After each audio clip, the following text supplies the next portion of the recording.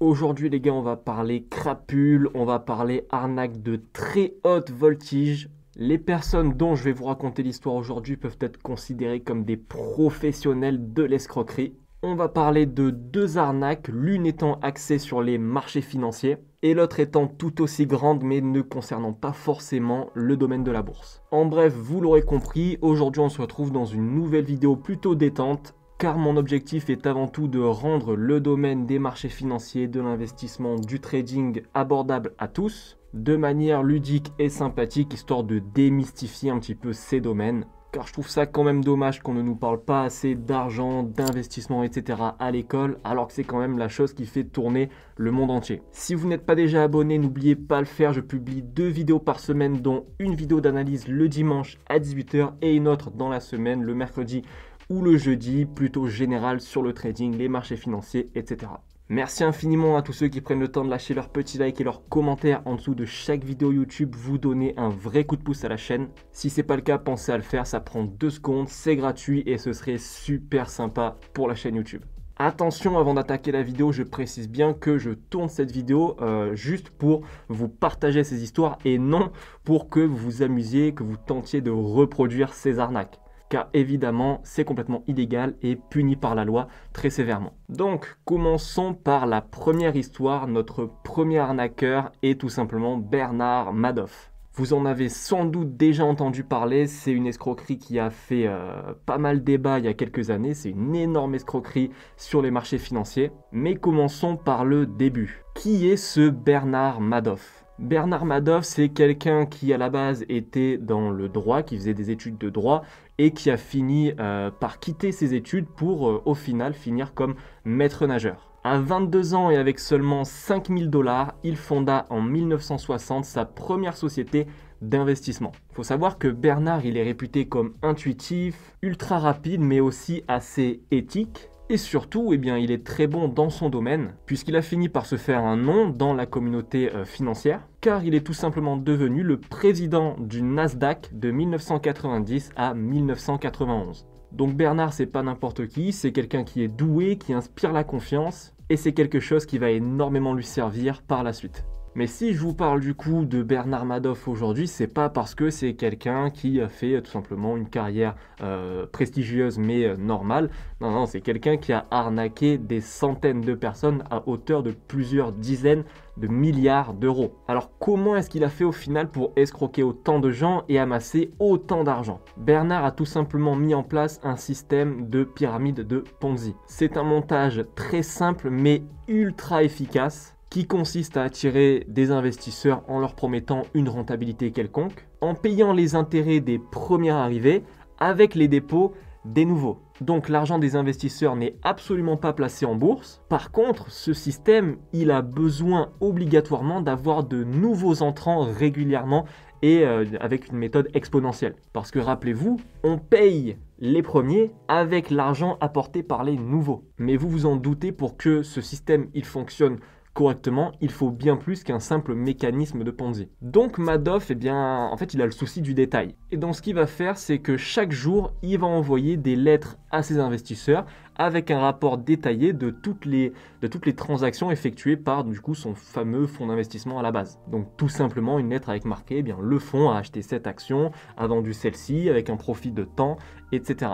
Ces rapports, évidemment, ils sont complètement faux, ils sont produits de toutes pièces par une équipe de secrétaires installés au 17e étage des bureaux de Madoff qui n'ont aucune expérience des marchés financiers. Et du coup, avec ça, il donnait une impression d'une rentabilité exceptionnelle et d'un savoir-faire énorme, grâce auquel il attirait toujours de plus en plus de nouveaux investisseurs. Mais le truc, c'est que année après année, il dilapidait l'argent des investisseurs. Ce mécanisme, il est viable que s'il y a de nouveaux investisseurs qui arrivent régulièrement. Parce que quand on dit aux gens qu'on leur promet 17% de rentabilité annuelle, qu'ils déposent 500 000, 1 million, 10 millions de dollars et qu'il faut les payer, si on veut payer ces personnes, il faut prendre l'argent des nouveaux pour envoyer à ceux qui ont investi à la base. Donc on paye le premier arrivant avec l'argent du deuxième, le deuxième avec l'argent du troisième, etc., etc. Sauf que, en 2008, la crise boursière éclate. Et là, ce qui va se passer, c'est que c'est pas 1, 2 ou 3 investisseurs qui vont vouloir récupérer leurs gains, mais c'est l'entièreté de la pyramide qui désire retirer l'argent qu'ils ont investi. Et là, il y a un hic, parce qu'ils sont trop nombreux en même temps. Bernard, il ne peut pas donner l'argent et les gains à tous les membres de cette pyramide alors qu'il n'y a pas assez de nouveaux arrivants. Donc il peut tout simplement pas rendre l'argent. Donc ce qu'il fait, c'est qu'il va en parler à son fils il lui dit « T'inquiète pas papa, on va trouver une solution, on va vendre la maison, on va vendre les voitures, etc. » Non, pas du tout, son fils il le balance directement au FBI. Et c'est donc le 11 décembre que Bernard Madoff est arrêté. Évidemment, il finit en prison et il prend 150 ans de prison. Donc là, évidemment, Madoff se retrouve en prison, donc il commence à se calmer.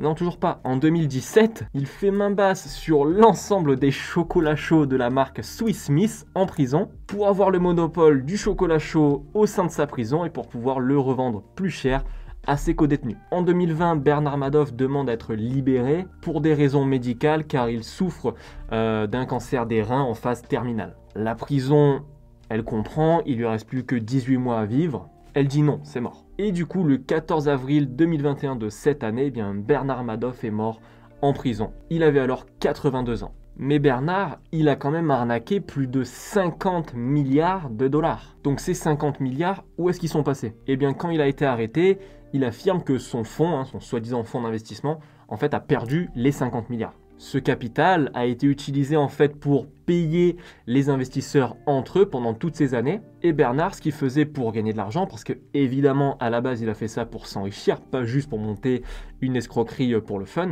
En fait, Bernard il gagnait son argent en facturant des commissions pour la gestion de ses capitaux confiés par les investisseurs. Mais il dit bien qu'il aurait détourné aucune somme d'argent pour son compte propre, c'est-à-dire que sur les 50 milliards, il affirme qu'il n'a jamais pris genre 1 milliard pour lui, parce qu'il aurait pu, mais qu'il a toujours gardé le fonds pour son système pyramidal et qu'il s'est toujours rémunéré via des commissions qu'il a facturées aux investisseurs. Voilà pour la première histoire, donc un système de pyramide de Ponzi qui encore aujourd'hui est utilisé parce qu'il est très simple en fait à mettre en place, mais il reste quand même assez fragile parce que comme je vous l'ai dit, il suffit qu'il n'y ait plus de nouveaux entrants dans le système pour que la pyramide s'écroule. Maintenant, on va parler de la seconde histoire du second arnaqueur. Lui, je vous l'annonce tout de suite, il n'a pas fait un système de Ponzi, etc. Il a vendu la Tour Eiffel. Laissez-moi vous raconter l'histoire de Victor Lustig.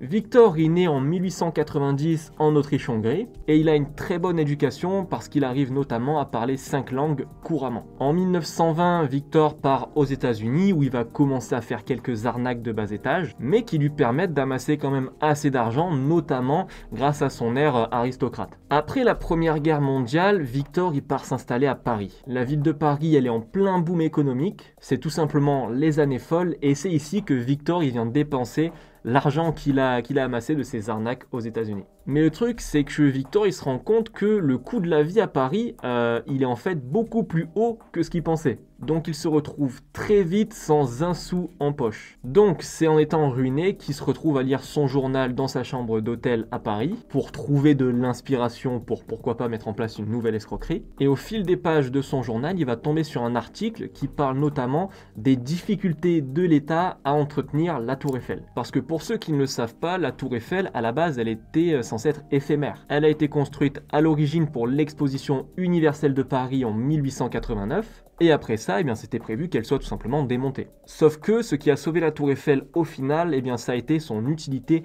militaire pendant la guerre. Donc en fait, l'État il a dû faire face à une dépense qui à la base n'était pas prévue et qui en plus est très onéreuse. Donc voilà, l'article qu'il est en train de lire dans son journal finit par une phrase qui restera ancrée dans sa mémoire, qui dit, je cite, « Devrait-on vendre la Tour Eiffel ?» Et là, ça y est, dans la tête de Victor, ça fait tilt. Il se dit eh bien, qu'il va tout simplement, lui, essayer de la vendre. Donc ce qui va se passer, c'est que Victor eh bien, va se faire passer pour un membre du gouvernement. Donc il va envoyer en fait 5 invitations aux 5 plus grandes familles de récupération de ferraille, en leur disant que, eh bien, il est chargé de vendre la Tour Eiffel. Donc, il va donner rendez-vous aux 5 familles dans un hôtel prestigieux de Paris, ce qui va évidemment donner de la crédibilité à l'arnaque. Et là, il va leur exposer tout simplement les faits que la Tour Eiffel, ça devient un petit peu un gouffre financier, et que Paris a décidé de vendre la Tour Eiffel en pièces détachées, dit vulgairement. Donc Victor, il est dans son élément, c'est un arnaqueur de haut niveau déjà, donc il est à l'aise. Après l'entretien, il va tout simplement dire aux 5 personnes de venir faire un tour à la Tour Eiffel. Victor, il va directement aller au guichet de la Tour Eiffel avec une fausse carte de ministre qu'il avait genre fait vite fait la veille. Et bien par miracle, c'est passé. Donc là, évidemment, pour les autres familles de ferrailleurs, c'était limpide, hein, il n'y avait aucune arnaque. Donc il va leur faire le tour de la Tour Eiffel, leur présenter des trucs, etc.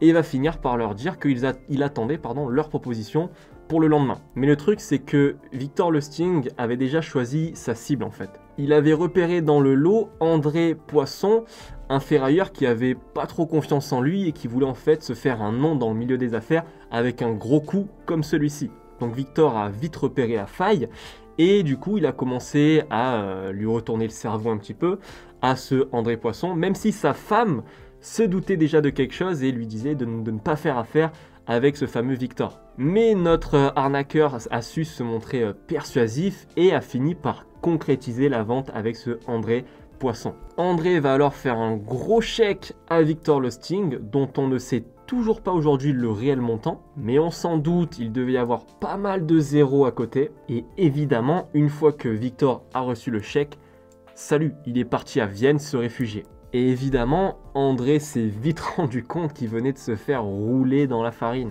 Dites-vous qu'il a tellement eu honte de ça qu'il n'a jamais porté plainte et qu'il en a parlé à personne pendant très longtemps. Donc là, évidemment, Victor est à Vienne, il vient de vendre théoriquement la Tour Eiffel, il a reçu un gros chèque, il s'achète alors une maison et il finit ses jours tranquillement avec sa femme et ses gosses. Un mois plus tard, Victor retourne à Paris pour retenter le coup, sauf que là, eh bien, l'acheteur potentiel n'est pas dupe et il commence à le dénoncer à la police. Victor, ce qu'il fait, c'est qu'il se casse très vite. Il retourne aux États-Unis pour là enfin mener une vie tranquille et paisible. Il va tout simplement reprendre ses arnaques et notamment arnaquer quelqu'un que vous connaissez normalement tous.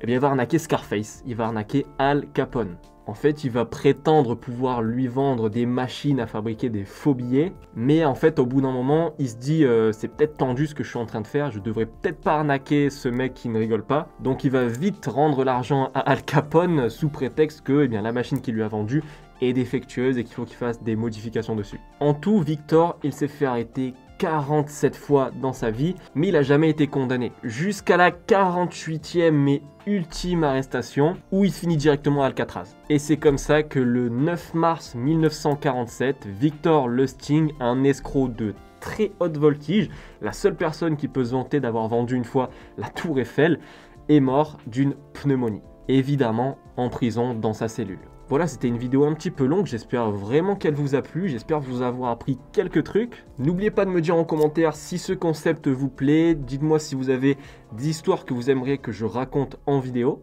N'oubliez pas de vous abonner si ce n'est pas déjà fait, c'est gratuit et ça me ferait super plaisir. C'est tout pour moi, courte vie mais légendaire comme d'habitude, ciao!